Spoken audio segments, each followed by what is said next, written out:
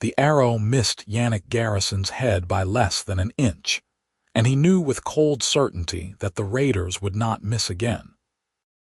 He grabbed Kestra Holloway's wrist without asking permission, yanking the orc woman toward the last horse left in the burning stable. A gray mare so exhausted her legs trembled beneath her weight. Kestra did not protest, did not pull away, because she had seen what these raiders did to orcs they captured, and death would be a mercy compared to that fate. Yannick threw himself onto the mare's back and hauled Kestra up behind him, her strong arms wrapping around his waist as he kicked the horse into motion. The animal lurched forward with a pained whinny, hooves clattering against the cobblestones of the village square where bodies lay cooling in the autumn evening. Smoke billowed from the cottages on either side, flames licking at thatched roofs while screams echoed from the far end of the settlement.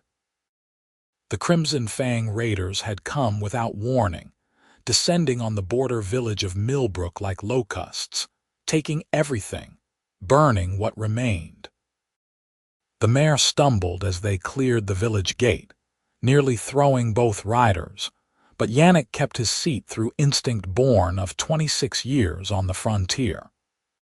He had learned to ride before he could properly walk, his father a scout for the territorial militia, his mother a homesteader who could shoot a crossbow better than most men.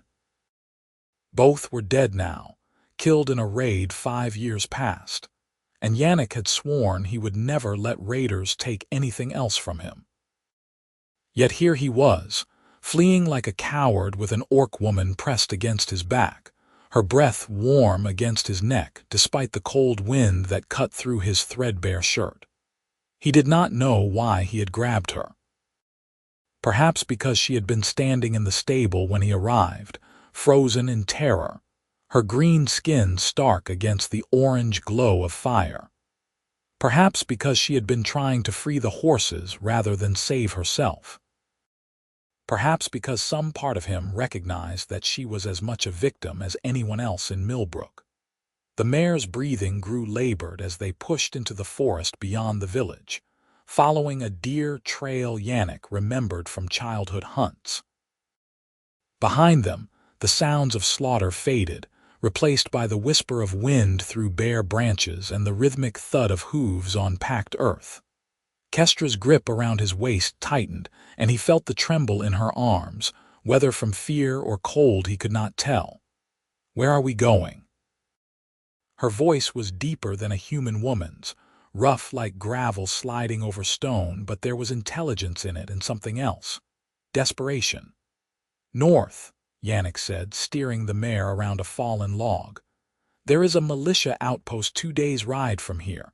We can warn them about the raiders." 2 days. Kestra's laugh held no humor. This horse will not last 2 hours. She was right, and Yannick knew it. The mare was already 15 years old, had been retired from hard work for 3 seasons, kept only because old Martin, who owned the stable, could not bear to put her down. She had survived the raid by sheer luck, hidden in the back stall while the raiders took the younger, stronger horses. She would not carry them far.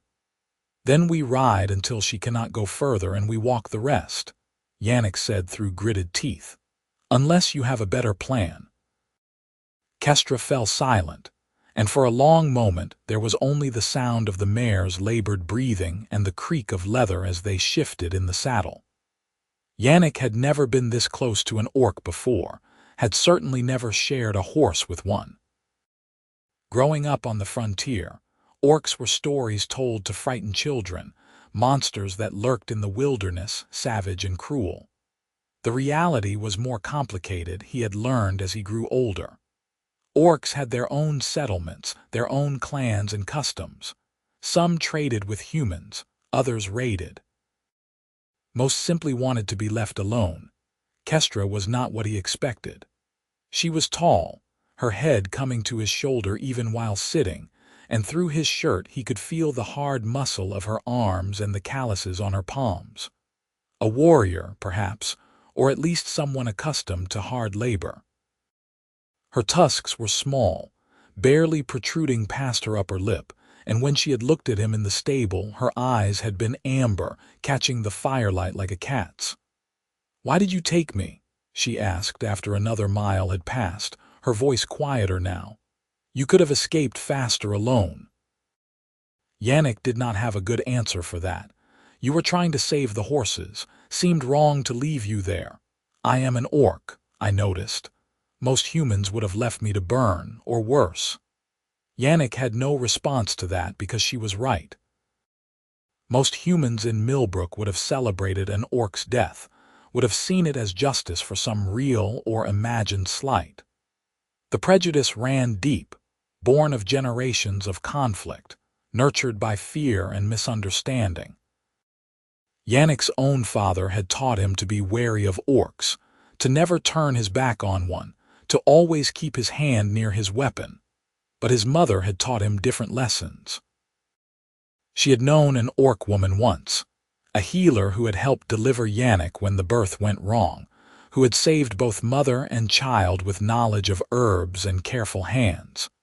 She had told Yannick that orcs were people, just like humans, capable of kindness and cruelty in equal measure. "I am not most humans," Yannick said finally. The mare stumbled again, and this time she did not recover quickly. Her legs locked, her head drooped, and she stood in the middle of the trail panting like a bellows. White foam flecked her muzzle, and when Yannick dismounted and touched her flank, he felt the rapid flutter of her heart beneath his palm. "She is finished," Kestra said, sliding down from the saddle with surprising grace. "We should let her rest. We cannot stop. The raiders will follow once they finish with the village. If we kill this horse, we will be walking anyway. Better to let her recover." Yannick wanted to argue, but the mare's legs were shaking so badly he feared she would collapse. He led her off the trail into a small clearing where a stream bubbled over smooth stones. The horse dipped her muzzle into the water and drank deeply while Yannick and Kestra stood in awkward silence, not looking at each other. It was full dark now, the moon not yet risen, and the forest pressed close around them like a living thing. Yannick could hear the rustle of small creatures in the underbrush, the distant call of an owl, the whisper of wind through pine needles. He was acutely aware of Kestra standing 3 feet away, her breathing steady and calm despite everything that had happened. She was not panicking, was not weeping or wailing. She stood like a soldier waiting for orders, her hands loose at her sides, her posture alert. "How long were you in Millbrook?" Yannick asked, more to break the silence than because he cared about the answer. 6 months. I worked at the tannery scraping hides." Kestra's voice was flat, emotionless. "The owner hired me because I would work for half what a human demanded. He did not care what I was as long as I worked hard. I am sorry." The words felt inadequate, hollow. "Why? You did not burn the village. You did not kill anyone." Kestra turned to look at him, and in the darkness her eyes caught the starlight gleaming. "You saved my life. That is more than any human has done for me."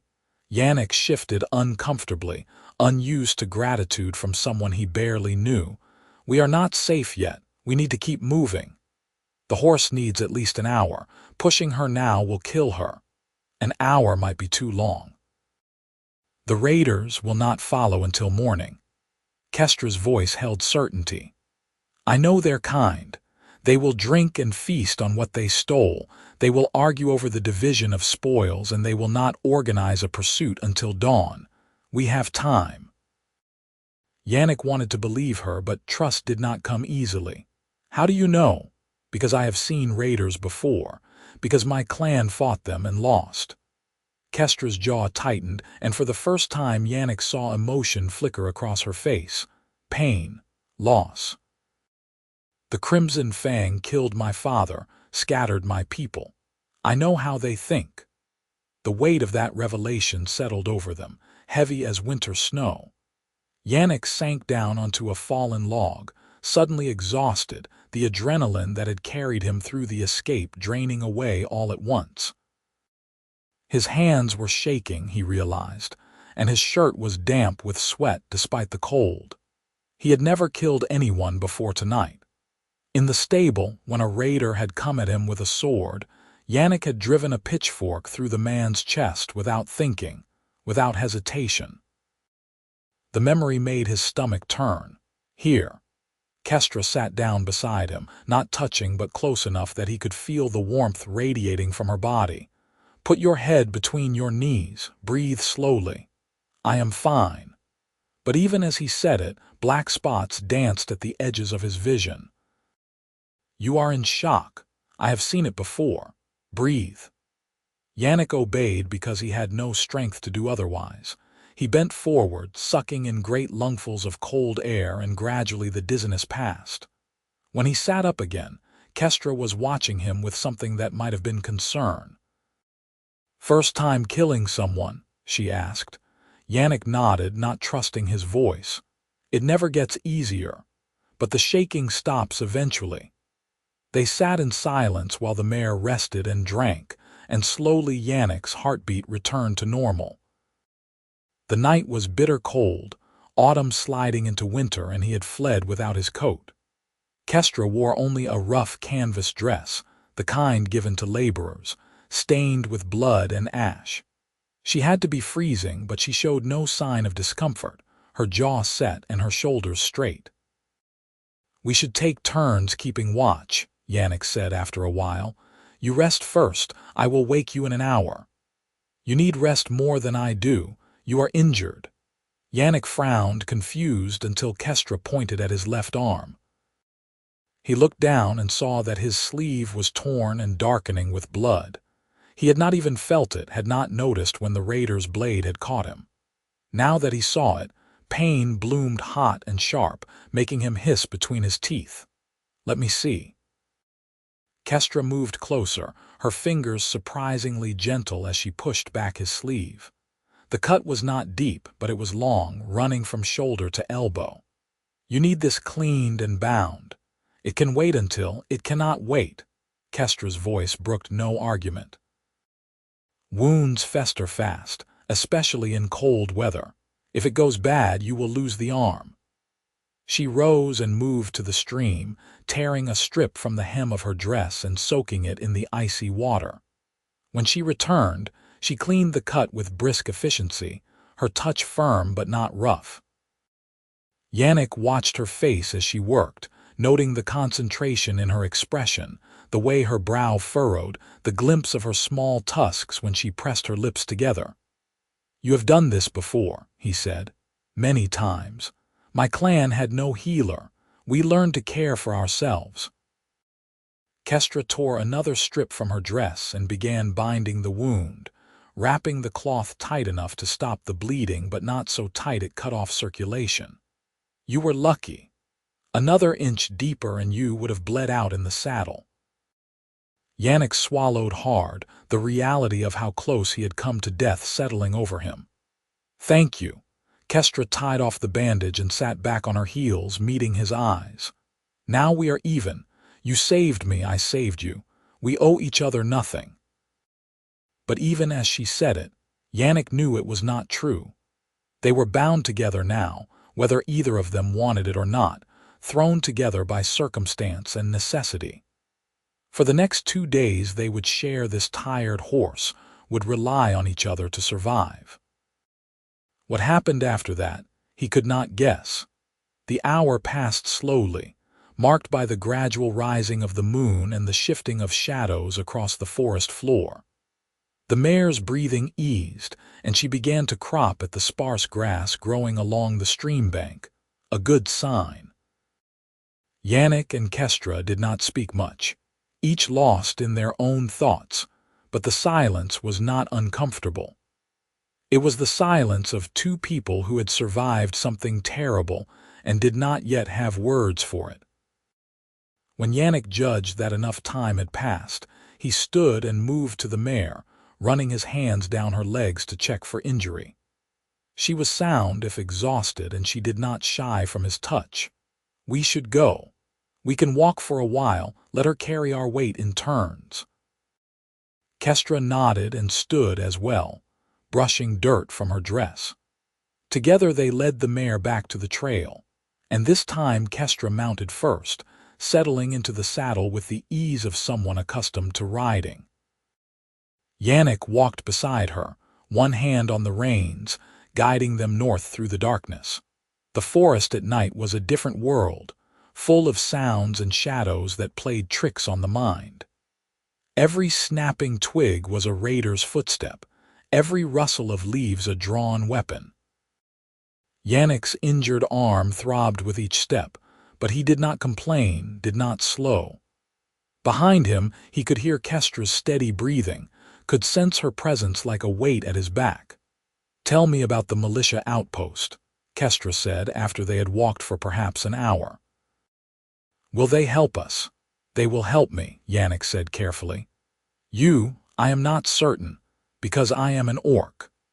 Because the militia has standing orders to detain any orc found on human lands without proper documentation. It is a stupid law, but it is the law." Kestra was quiet for a long moment. "Then perhaps I should not go with you to the outpost." "Where else will you go? The forest is not safe, especially with raiders about." "I can survive in the forest. My people taught me how to live in the wild. Alone, in winter." Yannick shook his head. "That is a slow death. Better than a quick one at the hands of your militia." Yannick could not argue with that logic, could not promise that the soldiers at the outpost would treat Kestra with anything resembling fairness. He had seen how humans treated orcs, had witnessed the casual cruelty, the dismissive attitudes, the assumption that orcs were lesser beings unworthy of respect. Some of his neighbors in Millbrook had refused to speak to Kestra, had spat at her feet when she passed, had called her names he would not repeat. "We will figure something out," he said finally. "But first we need to reach the outpost. After that we can make plans."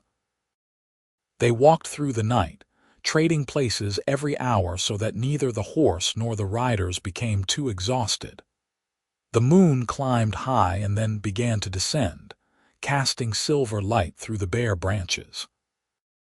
Frost formed on the ground, crunching under the mare's hooves, and their breath plumed white in the frigid air. Yannick's teeth chattered, and his injured arm had gone numb, which he supposed was a mercy. Kestra seemed less affected by the cold, though Yannick noticed that she kept her arms wrapped around her body when she walked, and her lips had taken on a bluish tinge.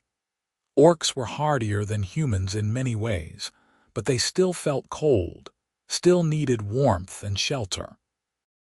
"We need to stop," Yannick said when the sky began to lighten in the east, gray dawn pushing back the darkness. "Find someplace to rest for a few hours. The raiders will be following us by now, and we will do them no good if we collapse from exhaustion. The horse needs rest, and so do we." Kestra did not argue, perhaps because she knew he was right. They left the trail and pushed deeper into the forest, looking for somewhere defensible. After searching for nearly half an hour, Yannick spotted an outcropping of rock that formed a shallow cave, barely large enough for two people but offering shelter from the wind and concealment from anyone passing on the trail. They tied the mare nearby where she could graze on dead grass, and then they crawled into the cave, pressing close together out of necessity. The space was so small that Yannick's shoulders brushed the rock walls, and Kestra had to duck her head to avoid hitting the ceiling. But it was warmer inside, sheltered from the wind, and the exhaustion was so overwhelming that Yannick did not care about the cramped quarters.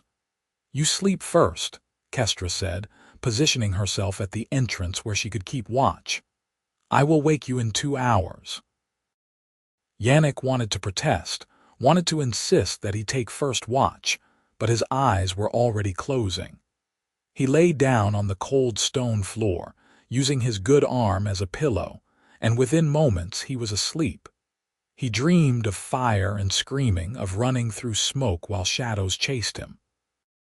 He dreamed of his parents, long dead, calling his name. He dreamed of Kestra, her amber eyes glowing in the darkness, her hand reaching for his.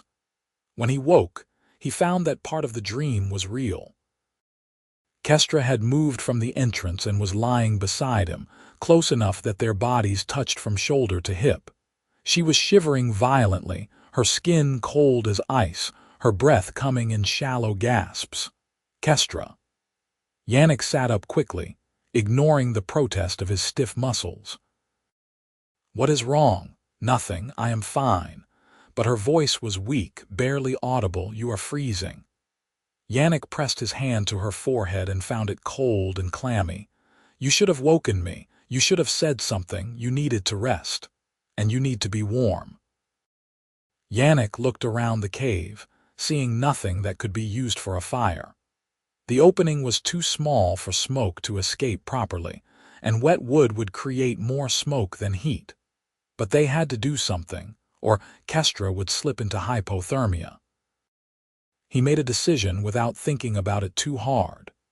He lay back down and pulled Kestra against him, wrapping his arms around her and sharing his body heat. She stiffened at first, her muscles going rigid, but then she relaxed into his embrace, pressing her face against his chest. "This is improper," she murmured.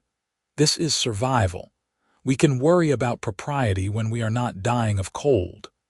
They lay tangled together while the weak morning sun climbed higher, gradually chasing the worst of the chill from the cave. Yannick had never been this close to a woman before, let alone an orc woman, and he was hyper-aware of every place their bodies touched. Kestra was solid muscle, her body lean and strong, but she fit against him as though they had been carved from the same stone. Her hair was coarse, black as coal, and it smelled of smoke and horse. Her skin was warmer now, the shivering easing as his body heat seeped into her. "Why are you doing this?" Kestra asked after a long silence. "Why do you care if I freeze? Because you are a person. Because letting you die when I can prevent it would make me no better than the raiders. You barely know me. I know you tried to save the horses. I know you bound my wound when you could have left me to bleed. That is enough." Kestra tilted her head back to look at him, her amber eyes searching his face. "You are strange, Yannick Garrison." He had told her his name during the night while they walked, and hearing it from her lips sent an odd flutter through his chest. "So I have been told." Most humans would have left me in that stable. Most humans would not be holding me now, keeping me warm. Then most humans are fools. A sound escaped Kestra that might have been a laugh or a sob, he could not tell which. "You really believe that, do not you? You really think orcs and humans are the same? I think we all bleed red. I think we all feel cold and hunger and fear. The rest is just details." Kestra closed her eyes, and for a moment Yannick thought she had fallen asleep. But then she spoke, her voice so quiet he had to strain to hear. "My father used to say something similar. He said humans and orcs were like two trees growing from the same soil, different branches but the same roots. His clan exiled him for it, called him a betrayer. He died trying to protect a human settlement from raiders, and the humans he saved spat on his corpse." The bitterness in her voice was so sharp it could cut, and Yannick had no words of comfort. He could not defend what had been done, could not excuse the cruelty. So instead he just held her tighter, offering the only thing he had, warmth and presence.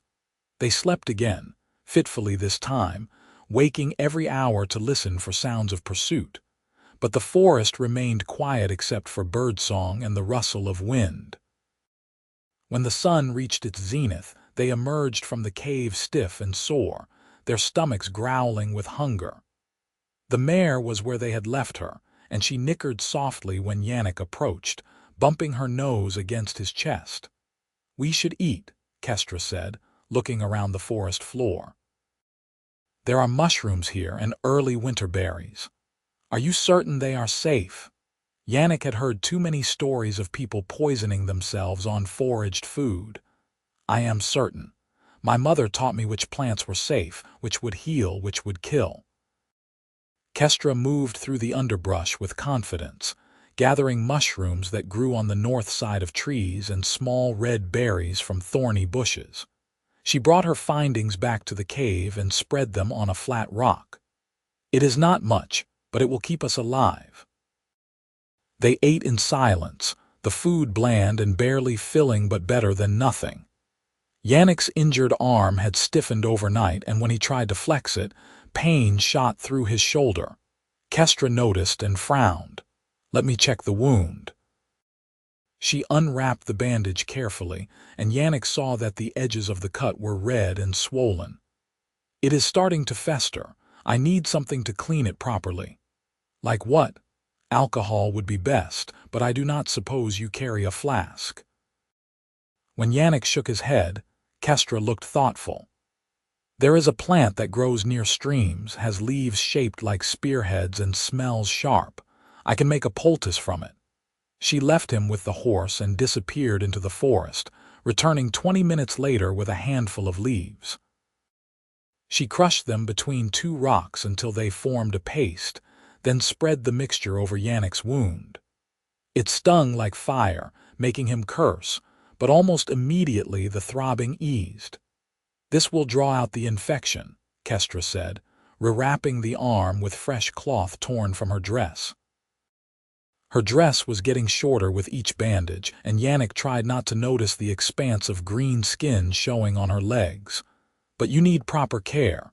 The militia outpost, how much further?" "Another day and a half if we can keep moving, less if we push hard." "Then we push hard." "Your arm will not last much longer without proper treatment." They mounted the mare together again, Kestra in front this time so Yannick could rest his injured arm. The horse plodded forward with patient resignation, and Yannick found himself pressed against Kestra's back, his good arm wrapped around her waist to keep from falling. She was taller than him by several inches and broader through the shoulders, but somehow it did not feel awkward. It felt natural, as though they had been riding together for years rather than hours.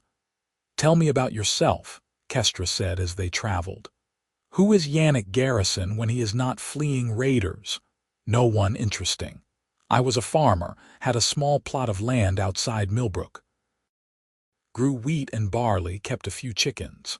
The farm was in the village. It is burned now along with everything else." Yannick tried to keep the bitterness from his voice and failed. "Everything I worked for gone in one night. I am sorry. So am I, but at least I am alive." "That is more than many can say." They rode in silence for a while, the forest slowly changing around them as they moved north. The trees grew more dense, the undergrowth thicker, and the temperature dropped further. Snow began to fall in lazy flakes, dusting the mare's mane and melting on Yannick's face. "What will you do?" Kestra asked. "After we reach the outpost?" "I do not know. Start over, I suppose. Find new land, plant new crops. What else can I do? You could join the militia. You have seen what raiders can do. You could help stop them." Yannick had thought about that during the long, dark hours of the night. He had never wanted to be a soldier, had always preferred the quiet rhythm of farm life. But perhaps that choice had been taken from him. Perhaps the world needed fighters more than it needed farmers. "What about you?" he asked. "Where will you go?" "Wherever the road takes me. I have no home, no clan. I am as rootless as a dandelion seed on the wind." Kestra's voice held no self-pity, just simple acceptance. "Perhaps I will find work in another human settlement, though I suspect word of Millbrook's destruction will spread, and humans will be even less welcoming to orcs. You could come with me.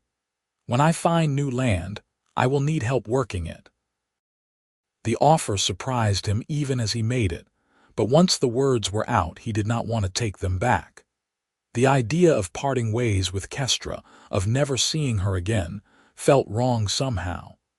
She had become a constant in the chaos, an anchor when everything else was spinning out of control. You would want an orc as your farmhand. Kestra's voice was carefully neutral, but Yannick heard the hope underneath. I would want you, not because you are an orc or despite it, just because you are you. Kestra was silent for so long that Yannick thought he had offended her. But then she reached down and covered his hand with hers, squeezing once. I would like that. Very much. The afternoon passed into evening, and they continued north without stopping. The snow fell harder, covering the trail and making it difficult to see more than a few feet ahead. The mare struggled through drifts that came up to her knees, and Yannick could feel her exhaustion in every labored step. They were pushing her too hard, but they had no choice. His arm was getting worse, the pain spreading up into his shoulder and down to his fingers. Infection was setting in despite Kestra's poultice, and if he did not get proper treatment soon, he would lose more than just the arm. We need to find shelter, Kestra said when the sky grew too dark to safely navigate. The horse is about to collapse, and so are you. Just a bit further. There is a hunter's cabin not far from here. I remember it from when I was young. My father and I sheltered there once during a storm. Are you certain you can find it in this weather? No. Yannick's teeth were chattering so hard he could barely speak, but we have to try. They pushed on through the blizzard, and Yannick began to think he had been wrong, that the cabin was gone or that his memory had failed him. But then through the swirling snow he saw a dark shape, and as they drew closer it resolved into a small log structure with a sagging roof and a door hanging crooked on its hinges. It was not much, but it was shelter. Kestra dismounted and helped Yannick down, half carrying him when his legs refused to support his weight. She pushed open the cabin door and guided him inside, then went back for the mare, leading the horse into the small structure as well. There was barely room for all three of them, but it was dry and out of the wind. Fire, Yannick mumbled through numb lips. There should be wood stacked against the back wall.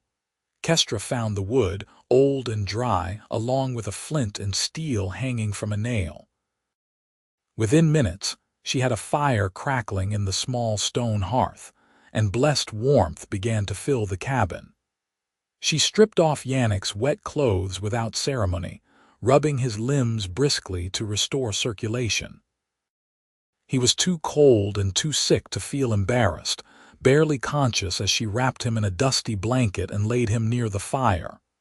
"Stay with me, Yannick," Kestra's voice came from far away. "Do not you dare die on me now, not after everything." He tried to respond, but darkness pulled him under and he knew nothing more. When Yannick woke, gray daylight was filtering through gaps in the cabin walls and the fire had burned down to embers. He was warm, wrapped in blankets, and his head was pillowed on something soft. He turned slightly and realized he was lying with his head in Kestra's lap, her hand resting on his forehead. She was staring at the dying fire, her expression distant. "How long was I asleep?" His voice came out as a croak. Kestra's head snapped down, and relief flooded her face. "Nearly a full day. I thought you were going to die. Your fever was so high you were speaking nonsense, thrashing around." Yannick tried to sit up, but his body refused to cooperate. Everything hurt, especially his left arm, which felt like someone had poured molten metal into his veins. "The infection is bad. I have done what I can, changing the poultice every few hours, keeping you warm, forcing water into you when you were lucid enough to swallow. But you need real medicine, a real healer." Kestra's jaw tightened. "How far to the outpost?" "Half a day's ride, maybe less if we push. Then we leave as soon as you can sit a horse." Kestra helped him sit up, supporting his weight when he swayed. "I found some dried meat in a tin on the shelf, and there is a sack of grain for the horse. Not much, but enough." They ate the jerky, tough and stale but nourishing, and Yannick drank deeply from a canteen Kestra had filled with melted snow. His head cleared slowly, the fever haze receding enough that he could think somewhat clearly. His arm looked terrible, the skin around the wound mottled purple and green, pus seeping through the bandage. He had seen wounds like this before. If he did not get treatment within the next day, he would lose the arm. If he waited longer than that, he would lose his life. Help me up. Yannick gritted his teeth against the pain as Kestra hauled him to his feet. We need to move. You can barely stand. I can sit a horse. That is all I need to do. They left the cabin as the sun climbed higher, burning off the morning fog.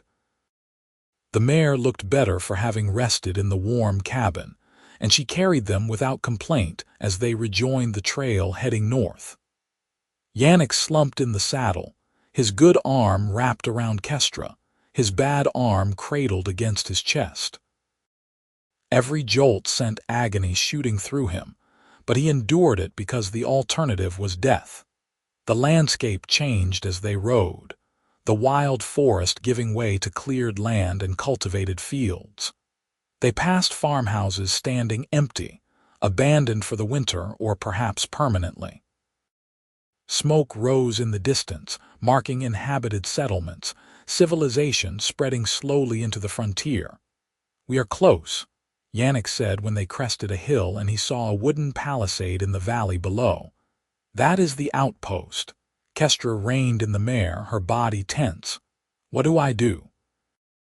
I cannot go with you. The soldiers will arrest me. Then you will have to trust me. Yannick twisted in the saddle to look at her, seeing the fear in her amber eyes. I will not let them hurt you. I swear it. You cannot make that promise. You are one man and you are injured. Then what do you want to do? Stay out here and freeze. We are in this together, Kestra. All the way to the end. She searched his face, and whatever she saw there must have satisfied her because she nodded once and kicked the mare forward. They rode down the hill toward the outpost, and as they approached, a shout went up from the watchtowers. The gates swung open and soldiers came running out, weapons drawn. Hold, Yannick called, raising his good arm. I am Yannick Garrison from Millbrook. The village has been destroyed by Crimson Fang raiders. The soldiers surrounded them, a dozen men in mismatched armor carrying spears and crossbows. Their captain, a grizzled man with a scarred face, pushed through the crowd and looked up at Yannick and Kestra with narrowed eyes. Millbrook, you say, and who is this? He pointed his spear at Kestra. This is Kestra Holloway. She is with me. She helped me escape the raiders, and she has kept me alive these past 2 days. She is an orc. The captain spat on the ground. We do not allow orcs inside the outpost. I need a healer. I am injured and the wound has festered. If I do not get treatment, I will die. Then get down and we will treat you, but the orc stays outside. Yannick shook his head, even though the movement made him dizzy. She comes with me, or I do not come at all. The captain's face darkened. You would die rather than be separated from an orc. I would die rather than betray someone who saved my life. The soldiers muttered among themselves, clearly torn. Orcs were the enemy. That was what they had been taught, what they believed. But Yannick was a human settler, one of their own, and he was clearly near death. To turn him away would be monstrous. Finally, the captain lowered his spear. Fine. But the orc is your responsibility. If she causes trouble, it is on your head. Agreed. They dismounted, and 2 soldiers had to support Yannick to keep him upright. Kestra stayed close, her hand on his good shoulder, her presence a comfort. They were led inside the palisade to a long wooden building that served as barracks and infirmary. The healer, an old woman with hands gnarled by arthritis, took one look at Yannick's arm and shook her head. This is bad. Very bad. I will need to cut away the infected tissue, and even then there is no guarantee you will keep the arm. Do what you must, Yannick said, lying back on the cot she indicated. The orc should leave. the healer said, eyeing Kestra with suspicion. She stays. Yannick's voice left no room for argument. The healer sniffed but did not protest further. She assembled her tools, sharp knives and bottles of clear liquid that smelled like alcohol, and Kestra moved to Yannick's side, taking his good hand in both of hers. "This will hurt," the healer warned. "I know." It hurt worse than anything Yannick had ever experienced, pain so intense that he could not even scream. He bit down on a leather strap the healer gave him and focused on Kestra's face, on her amber eyes watching him with concern and something else. Something warm and fierce that he could not name. She held his hand through all of it, through the cutting and the cleaning and the cauterizing, never flinching, never looking away. When it was finally over, the healer wrapped his arm in clean bandages and gave him a bitter tea that made his head swim. "You will live if you rest and do not do anything foolish. Keep the wound clean, change the bandages twice a day, and come back if it starts to smell foul." Yannick nodded, too exhausted to speak. The healer left, and for a long moment there was only Kestra and Yannick, their hands still clasped together. "You kept your promise," Kestra said softly. "You got me inside. I told you I would not let them hurt you. Thank you, Yannick, for everything." He wanted to tell her that she had nothing to thank him for, that she had done just as much for him. He wanted to tell her that somewhere during the long, cold night, riding double on that tired horse, fleeing through the snow, something had changed inside him. He wanted to tell her that the idea of parting ways with her hurt worse than his infected arm. But before he could find the words, the captain entered the infirmary, his expression grim. "We need to talk about the raiders. How many were there? Which direction did they go after they destroyed Millbrook?" So Yannick told him everything, from the moment the raiders appeared until he and Kestra escaped. The captain listened with growing alarm, asking sharp questions about numbers and weapons and tactics. When Yannick finished, the captain cursed. "The Crimson Fang is growing bolder. They used to hit isolated homesteads, but now they are attacking entire villages. We need to send word to the regional commander, request reinforcements." "How long will that take?" 2 weeks, maybe 3. "In the meantime, we will increase patrols, set watches on the southern road." The captain glanced at Kestra, who stood silently against the wall. "What about the orc? What are your plans for her?" "She will stay with me." "For how long? We cannot house an orc indefinitely. The other settlers will complain. Then we will not stay long. As soon as I can travel, we will leave." The captain did not look happy, but he nodded and left without further comment. Kestra moved back to Yannick's side, sitting on the edge of the cot. "You do not have to do this," she said. "I can leave now, find my own way. You have done enough." "I do not want you to leave." The words came out before Yannick could stop them, honest and raw. "I want you to stay with me." Kestra's eyes widened, and for a moment she looked young, vulnerable. "Why, what am I to you, Yannick Garrison?" What was she? A stranger he had met 3 days ago. An orc, a member of a race his people considered enemies. A woman who had saved his life, who had kept him warm, who had held his hand while a healer cut away rotting flesh. A woman whose presence made the world feel less empty. "I do not know what you are," Yannick said slowly. "But I know that when I think about the future, about rebuilding, about starting over, you are there. I cannot imagine doing it without you." Kestra's breath caught, and tears welled in her amber eyes. "You cannot mean that." "You are fevered, not thinking clearly." "I have never thought more clearly in my life." Yannick reached up with his good hand and touched her face, tracing the line of her jaw. "Stay with me, Kestra, please." She covered his hand with hers, pressing it against her cheek. "Yes, yes, I will stay." They remained like that for a long time, hands touching, looking at each other, while outside the winter wind howled and snow began to fall again. It was not a declaration of love, not yet. It was too soon for that, too raw. But it was a promise of something, a possibility that had taken root during the long, cold night and was beginning to grow. Yannick's recovery was slow. The infection had damaged the muscles in his arm, and the healer said it would be weeks before he regained full use of it, if ever.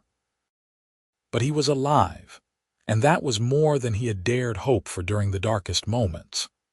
Kestra stayed with him the whole time, sleeping on the floor beside his cot, bringing him food, helping him with tasks he could not manage one-handed. The other soldiers and settlers at the outpost watched them with a mixture of suspicion and curiosity. Some were openly hostile, spitting curses when Kestra passed, muttering about orcs and how they could not be trusted. Others were simply confused, unable to reconcile their prejudices with the evidence before their eyes. Here was an orc who tended to a sick human with gentle care, who asked for nothing in return, who showed none of the savagery they had been taught to expect. On the fourth day of their stay, a young soldier named Peter approached Kestra while she was fetching water from the well. Yannick watched from the doorway of the infirmary, ready to intervene if things turned violent. "You are the orc who came in with Garrison," Peter said. He was barely 20, with a sparse beard and nervous eyes. "I am." Kestra's voice was wary, her posture defensive. "I wanted to say thank you for saving him. He is good people, one of the best. We need more like him." Peter shifted awkwardly. "I am sorry for how some of the others have treated you. It is not right." Kestra stared at him for a long moment, clearly surprised. "Thank you. That means more than you know." Peter nodded and hurried away, and Kestra brought the water back to Yannick, a small smile playing at her lips. "That was unexpected. Peter is a good kid. His parents were killed by raiders, but he has not let it make him bitter." Yannick took the water and drank deeply. "Not everyone hates orcs, Kestra. Some of us know better. Some, but not most." Yannick could not argue with that. Prejudice was deeply ingrained, passed down through generations, reinforced by fear and conflict. But he had also seen that it could be challenged, that minds could be changed through action and example. Perhaps he and Kestra could be that example. Perhaps they could show that humans and orcs were not doomed to be enemies forever. On the seventh day, the healer pronounced Yannick well enough to travel, though she cautioned him against heavy labor for at least a month. The captain provided them with supplies, a week's worth of food and a new coat for Yannick, along with a letter of introduction to the regional land office. "There is unclaimed territory 20 miles east of here," the captain said, unrolling a map on the table. "Good soil near a river. It is yours if you want it. The territory needs settlers, people willing to work hard and make something of the land." "What about Kestra?" Yannick asked. "Will there be trouble if an orc settles there?" "There will be complaints. There always are. But the law does not forbid it, and the land office cares more about who is willing to work than what color their skin is." The captain looked at Kestra. "Just keep your head down, do not cause trouble, and most people will leave you alone." It was not a ringing endorsement, but it was more than Yannick had expected. They accepted the supplies and the letter, thanked the captain, and prepared to leave. The mare, well-rested and well-fed, seemed ready for the journey, and when they mounted her together in the outpost courtyard, Yannick felt a strange sense of rightness. "Ready?" he asked Kestra. "Ready." They rode out through the gates and turned east, following the road toward their new future.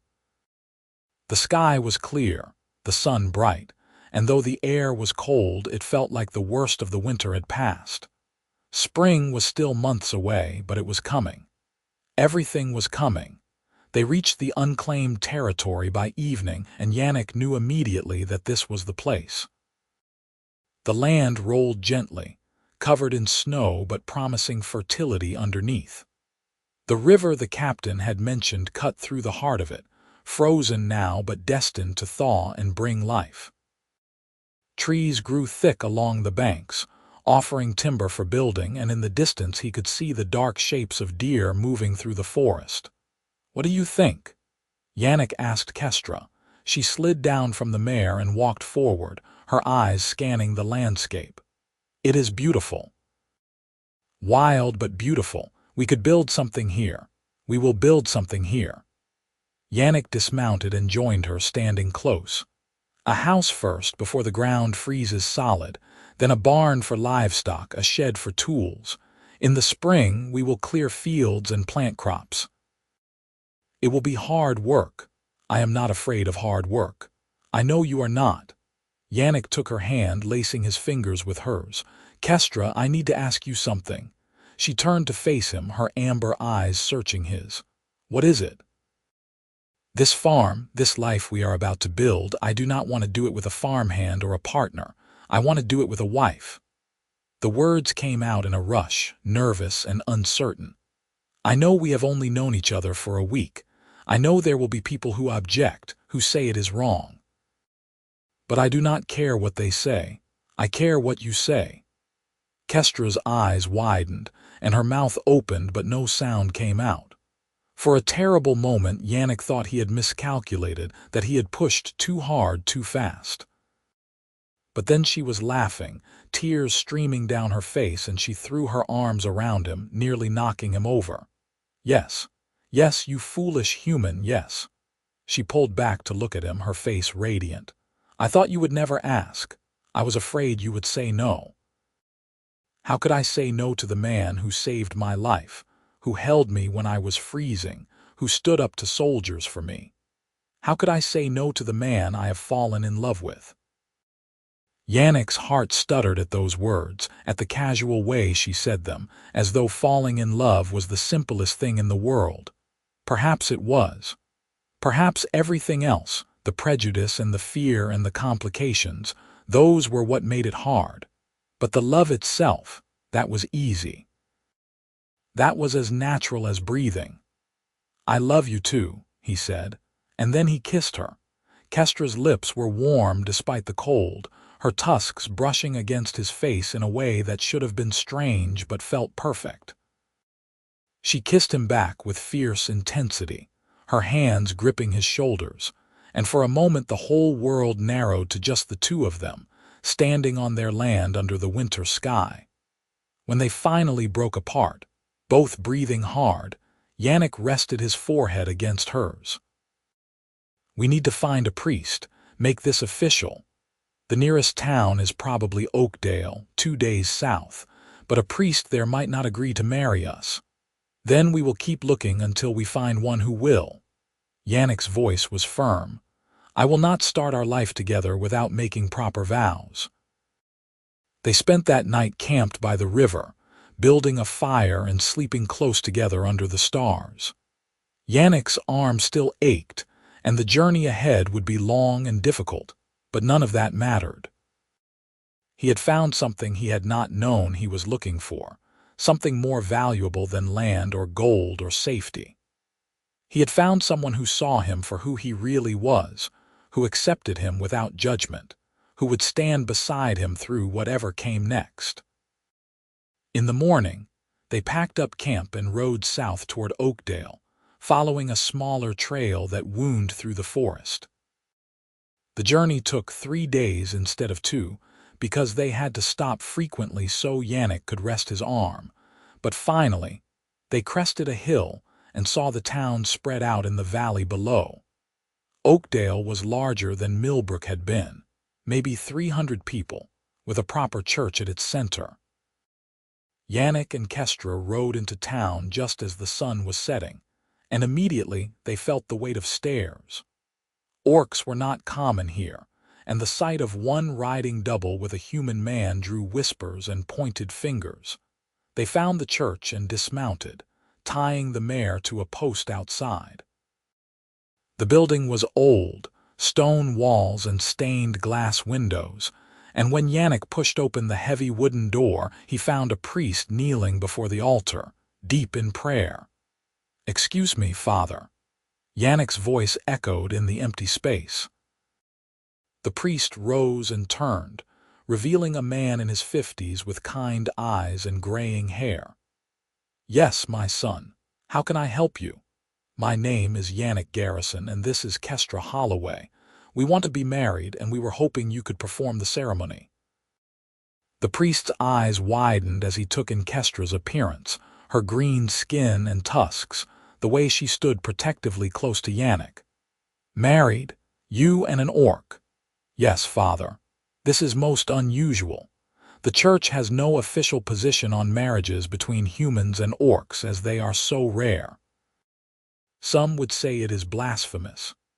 Yannick's heart sank, but before he could respond, Kestra stepped forward. "Father, I know what I am. I know that many humans see me as a monster, as something less than human. But I love this man with all my heart, and he loves me. We are not asking for acceptance or approval. We are asking for a priest to witness our vows before the gods. Is that not what marriage is?" The priest studied her for a long moment, his expression unreadable. Then he looked at Yannick. "You truly love this woman more than anything. And you understand the difficulties you will face. The prejudice, the hostility, the isolation. I understand, and I do not care." The priest was quiet for a long time, his eyes moving between them, weighing something Yannick could not see. Finally, he smiled, a gentle expression that transformed his face. "Then I will marry you. Come, let us begin." The ceremony was simple and quick, just the three of them in the empty church. The priest spoke of love and commitment, of facing the world together, of building a life on the foundation of respect and trust. Yannick and Kestra repeated the vows he gave them, their voices steady, their hands clasped together. When the priest pronounced them husband and wife, Yannick felt as though something fundamental had shifted in the universe, as though he and Kestra had been two separate threads that had now been woven into a single strand. They kissed again, sealing the vows, and the priest blessed them with a smile. "Go with the God's grace, and may your love be a light in the darkness." They left the church as the stars were beginning to emerge, husband and wife, and rode back toward their land with hearts full of hope. The journey home took 4 days, and they spent it talking about their plans, about what they would build and how they would live. Kestra had ideas about crops that would grow well in the soil, and Yannick knew how to construct a house that would withstand the harsh winters. Together, they would make something beautiful. When they finally reached their land, spring was beginning to make itself known. The snow was melting, revealing dark earth underneath, and the river was starting to thaw. They set to work immediately, felling trees and shaping logs, digging foundations and hauling stones. The work was backbreaking, especially for Yannick with his weakened arm, but Kestra was strong enough for 2 people, and she never complained. Over the weeks and months that followed, their house took shape. It was not large, just 2 rooms, but it was solid and well built, with a stone fireplace and a loft for sleeping. They built a barn next, and Yannick used some of the gold he had saved to buy chickens and a pair of goats. In the spring, they cleared 3 acres and planted wheat and vegetables, and Kestra proved to have a talent for gardening, coaxing life from the soil with patient care.